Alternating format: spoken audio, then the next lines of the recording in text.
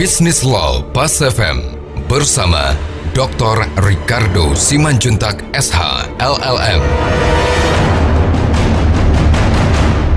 Mitra bisnis, kalau dalam perjanjian investasi, investor ini tidak dalam kedudukan sebagai peminjam, tapi sebagai mitra, gitu ya, sebagai mitra. Dan mereka berdua sepakat untuk melakukan aktivitas investasi, baik secara parsial dalam satu proyek. Nah, ini memberikan konsekuensi, jika dia untung, maka untungnya dibagi sesuai dengan yang disepakati, tapi juga jika rugi, maka konsekuensi rugi ditanggung bersama, gitu loh. Jadi perbedaan antara perjanjian investasi dengan perjanjian kredit, kalau perjanjian kredit, maka si pemberi kredit tetap berhak untuk menerima pengembalian pinjamannya, apapun yang terjadi pada nasabahnya. Tapi kalau perjanjian investasi, investor tadi itu berhak untuk mendapatkan keuntungan, tidak sekedar bunga, tapi juga mempunyai konsekuensi untuk mengalami kerugian. Nah, sering terjadi di pasar, para pihak menyebutkan perjanjian investasi, tapi di sisi lain, investor dalam kondisi apapun meminta uangnya harus dikembalikan, dan bahkan beserta dengan bunga. Jadi, kita lihat bahwa itu adalah satu perjanjian investasi secara formal, di mana isinya sebenarnya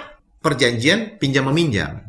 Nah, dalam aktivitas berkontrak dikatakan dalam satu ketentuan 1342 Perdata mengatakan bahwa kalau misalnya kata yang digunakan dalam perjanjian itu sudah jelas, tidak boleh diterjemahkan secara berbeda. Nah, untuk itu sangat diperlukan kehati-hatian dari pelaku bisnis ya untuk memilih dengan cara apa proses pengembangan bisnis yang akan dilakukannya itu akan terjadi. Apakah melalui loan dengan aktivitas perbankan tadi, atau dengan leasing, atau dengan perusahaan finance dalam bentuk commercial finance tadi, atau juga dengan katakanlah via investor, polanya bagaimana. Ini adalah satu hal yang sangat penting untuk lebih dahulu dipahami dengan baik. Kenapa? Karena sangat sulit jika pelaku bisnis mengatakan ya udahlah yang penting bisnis dulu, persoalan belakangan gitu ya. Artinya keberanian itu penting. Tidak ada bisnis tanpa resiko. Itu. Jadi no business without risk. Semua bisnis itu mempunyai resiko. Sehingga resiko bukanlah satu hal yang harus dihindari, tapi resiko adalah satu hal yang harus di-manage. Jadi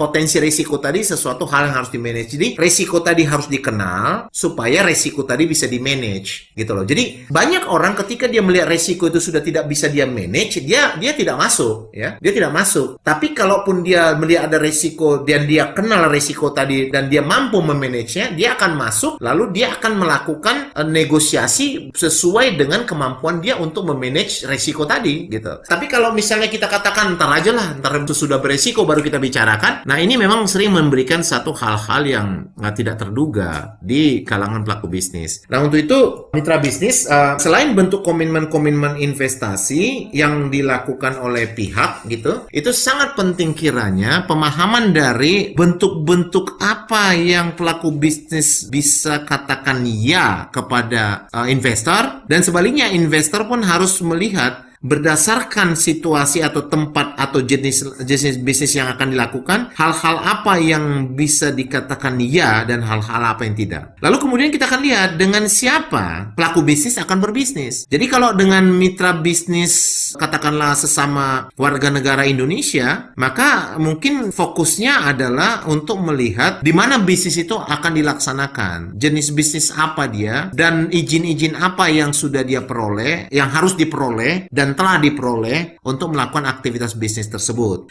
Nah, pada sisi lain kita harus lihat kalau misalnya pelaku bisnis berbisnis dengan pihak yang bukan warga negara Indonesia, maka ini kita kembali akan melihat di mana bisnis itu akan dilaksanakan, di lokasi pelaku bisnis yang artinya pihak Indonesia, atau dalam bentuk pelebaran bisnis di wilayah luar Indonesia. Bisa saja mungkin seorang pelaku bisnis dia menggandeng mitra ketika dia ingin melebarkan aktivitas bisnisnya di luar dari Indonesia gitu. Berarti di wilayah negara mitra gitu. Nah, untuk ini harus diperhatikan adanya dua ketentuan hukum yang berdiri, yang berlaku. Hukum Indonesia sebagai hukum yang mengatur dan melindungi pelaku bisnis Indonesia, dan hukum asing sebagai hukum yang mengatur dan melindungi pelaku hukum asing. Nah, untuk itu dalam perjanjian tadi harus secara tegas, dipilih hukum apa yang menjadi anutan, ya kan? Kalau hukum Indonesia ya dikatakan bahwa perjanjian ini ya kan diatur ya dan diterjemahkan berdasarkan